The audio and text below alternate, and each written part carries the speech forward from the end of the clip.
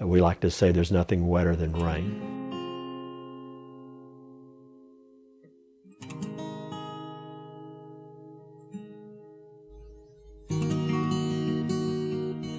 People maybe don't realize that just one rain this summer, maybe 2 rains, was worth $500,000 to us.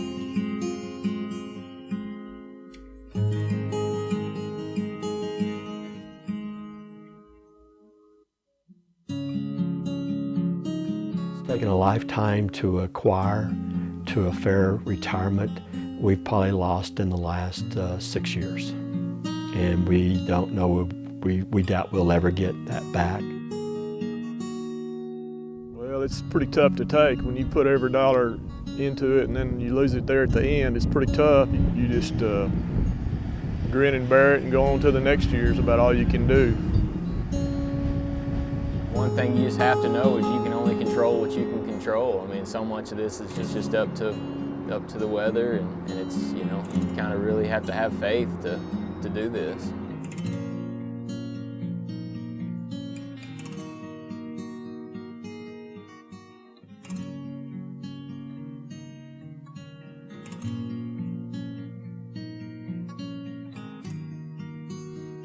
We're just drying out from several days of rain that came at an inopportune time for local and area cotton farmers.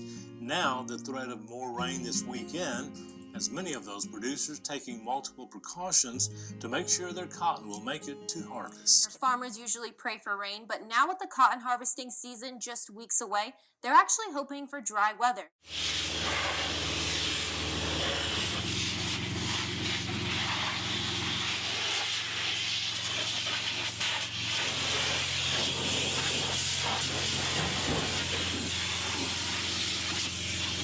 We'll have dry years, but this year was exceptionally dry. We were probably as dry as we've ever been. And then we started picking up rains in September and October. And now we're probably as wet as we've ever been. And to get rain in the fall is not exceptional, but to get this much, it is. Well, that's cutting into my bottom line. I mean, this has been one of the most expensive years I've ever had, mainly because of so much irrigation. And when prices are down, especially in the fall, well, that's cutting down on your income. So that's my paycheck.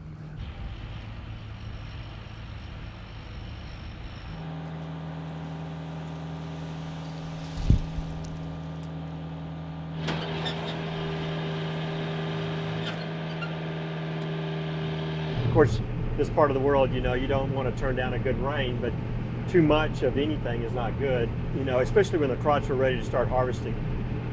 Rain will discolor the quality or change the quality of our cotton, and probably the rain has already cost us a couple of cents or more per pound just because of the moisture that we've got. But for us right now, the grades we're getting back versus what we did before this last couple of rains, it was probably 2 or 3 cents a pound. But our biggest problem was we never got any rain this summer to help make the crop. Well, I've just been doing it for 36 years, and there's no 2 years alike. So whatever happens this year, it's not going to happen next year. It'll be something different. So you're always got to be trying to make it better and trying to make improvements and preparing for the future. Out here, it's more of a harsh type weather. The most predictable part about it, it's unpredictable.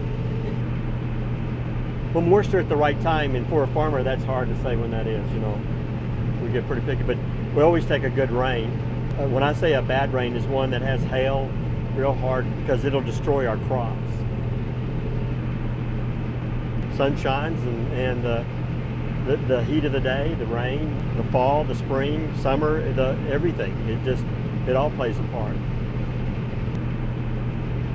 Sometimes nature is very harsh, but it reminds us that we're not going to live here forever. It's really hard work, and there's so much that you can't control as far as what makes it hard. I mean, lots of it's timing. I mean, when something needs to be done, it has to be done right then. I mean, it doesn't matter, you know, what else you have going on. I mean, it's just a job that you have to get it done when it's time to do it. We went from my brother and I plus 5 employees last year had to cut back because of cost and loss of money. This is a used cotton stripper. It's a 16 model, and it cost $575,000. I guess the biggest deal for us is the relationship between what we get for our commodities and the cost. We pay for a lot of technology that has been very costly above what we save, plus what we make off the crop production-wise. Back not so many years ago, a bag of seed might be anywhere from $30 to $50 a bag, to where it's $400 a bag now. It does make more, but doesn't make that much more, especially for the price. It's made it where a person my age can stay all day on the equipment and run, you know. So that part's been very nice. The average age of a farmer is, I'm not sure what it is, but it's definitely, it's up there. So through the FSA has a lot of programs for beginning farmers and people to try to keep people in it, because there has to be farms to grow food and fiber, you know, like cotton. It's hard to get these young guys to come back, and it's hard to make a living, you know. And you're up against, I mean, pretty stiff odds to do it on your own. It takes a lot of money to get this thing going, and if you don't have some help, it's hard to get started. So you've almost got to have some farming background somehow to get started. It's tough. And yet, I mean, prices stay this cheap and stuff. It's just not so profitable. The government's giving opportunities for young people to go by and giving them terms to where it works. But those opportunities weren't given to us when we were growing up. It's a good life, but it's just not for the risk and the money we spend for what it takes to make a crop. The last 4 or 5 years have almost taken everything that we spent a lifetime trying to make. And you know, it's a hard decision. Do you keep going to thinking it's going to turn around, or do you get out before you lose everything? I don't want to get out. I'm too young to stop working, but I feel like I'm too old to change occupations. I'm a 4th or 5th generation farming, and my brother and I, our kids will not farm. I raised my kids to get an education and move on, because to be able to do this, you've got to really, it's not an 8 to 5 job, it's not a weekends off. You've really got to be involved and be thinking and preparing all the time. Plans are probably anywhere from 5 to 8 to 10 years maybe. I'm partners with my brother. He is younger than I, and obviously waiting till he's able to be of retirement age, and which will make me, you know, close to late 60s, 70 or so.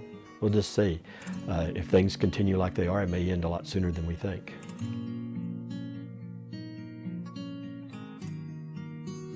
Things seem to be some extreme one way or the other.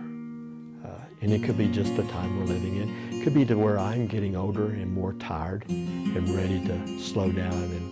And the last 5 years, the last 2 or 3 years, have made it to where I've had to go back to do what I did when I was in my 30s. And I'm not physically able. I am for a little bit, but not every day. You know, as you get older, maybe you become more cynical and everything. But the last few years have been very tough. We have lost a lot of our so-called retirement, and to the point that we would like to get to where we retire. And to try to get that back, we realize that what I have left to farm, I probably will not get that back, and just hoping that we can hang on to what we have, you know. And do I have enough to retire on? No, I don't. Not if I live a while. And so you know, you just try to get, you know, you're an optimist. You think, well, next year will be better, and you try to stay that way. Do you think next year's going to be better? It has to be.